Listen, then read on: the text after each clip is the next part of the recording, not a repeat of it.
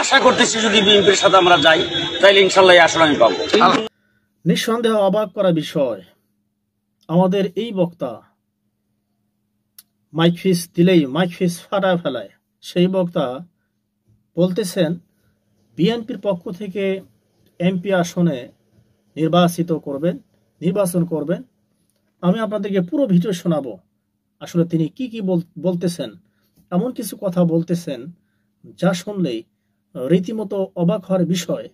যে সময় বাংলাদেশের মধ্যে অরাজকতা বিশৃঙ্খলা সৃষ্টি করা হচ্ছে জামাত ব্যতীত অন্যান্য যে দলগুলো, সেই সময় দেশকে চাঁদাবাজ মুক্ত, বিভিন্ন গুম খুন ধর্ষণ ইত্যাদি ইত্যাদি সবকিছু মুক্ত রাখতে গেলে অবশ্যই ইসলামিক শাসন ব্যবস্থা, সংবিধান, কোরআন ও হাদিসের ভিত্তিক সংবিধান প্রতিষ্ঠিত করা যে সময় দরকার, সেই সময় আমাদের এই বক্তা বলতেছে জামাতকে ছেড়ে বিএনপির পক্ষ হয়ে তিনি এমপি আসনে নির্বাচন করবেন।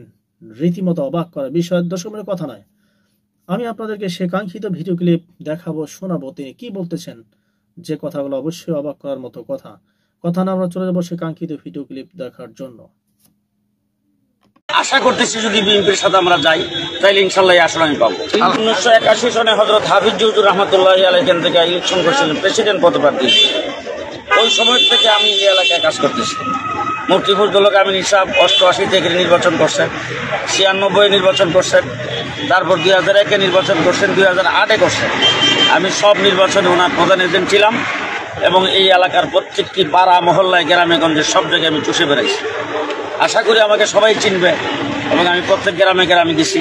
আমি হিসাব এমপি হওয়ার পরও 5 বছর পর্যন্ত ছিলাম একসাথে, আর নির্বাচনের জন্য তো গেছি, সব জায়গায় আমি ওয়ার্ক করছি।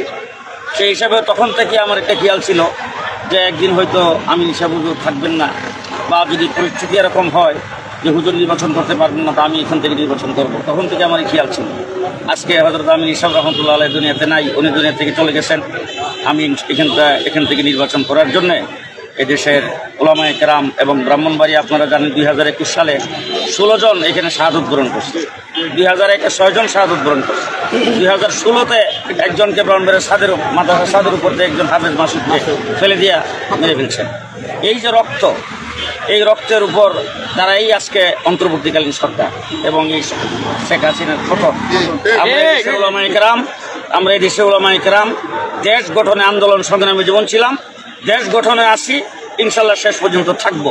আপনারা জানেন যে উলামায়ে কেরাম 4 দলীয় জোটে ছিল, 20 দলীয় জোটে ছিল। 2018 সালে আমি এখান থেকে নির্বাচন করতে চেয়েছিলাম, 20 দলীয় জোট আমাকে এখান থেকে নমিনেশন দিতে চাইছিলেন। আব্দুল সাত্তার সাহেব মুরব্বী মানুষ, উনি আমার হাতে ধরে চাইছেন, সেই হিসেবে উনি মুরব্বী হিসেবে আমি স্যাক্রিফাইস করছি। এখনও আমরা ইনশাল্লাহ জমিয়ত উলামা ইসলাম, আমরা আগামী 18 তারিখে আমাদের আমেলার মিটিং আছে, সেই মিটিংয়ের মধ্যে আমরা সিদ্ধান্ত নেব আমরা কোন জোটে যাব। আশা করতেছি আলহামদুলিল্লাহ, আপনারা অবশ্যই যারা প্রথম থেকে শেষ পর্যন্ত ভিডিওটি দেখেছেন, শুনেছেন, তো অবশ্যই এখানে যে শিক্ষণীয় যে কথা, গুরুত্বপূর্ণ যে কথা, সেটি হচ্ছে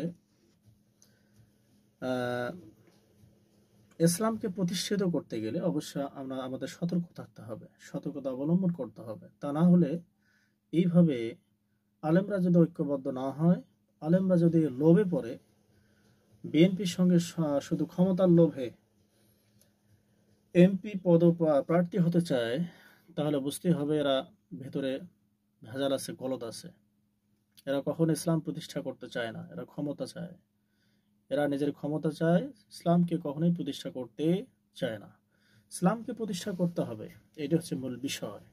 কিন্তু আজকে ইসলামকে প্রতিষ্ঠার নামে ক্ষমতার লোভে দেখা যায় অনেকে কোরআন হাদিস বিকৃত করে মানুষের সামনে উপস্থাপন করা হচ্ছে, জাতির সামনে উপস্থাপন করা হচ্ছে। অবশ্যই নির্দ্বিধায় এইগুলো আমাদেরকে ত্যাগ করতে হবে। তো যাই হোক, যারা বলছিলাম, আজকে ভিডিওটা এই পর্যন্ত। আল্লাহ সুবহানাহু ওয়া তাআলা আপনাদের সকলকে ভালো রাখুক। আসসালামু আলাইকুম ওয়া রাহমাতুল্লাহি ওয়া বারাকাতুহু।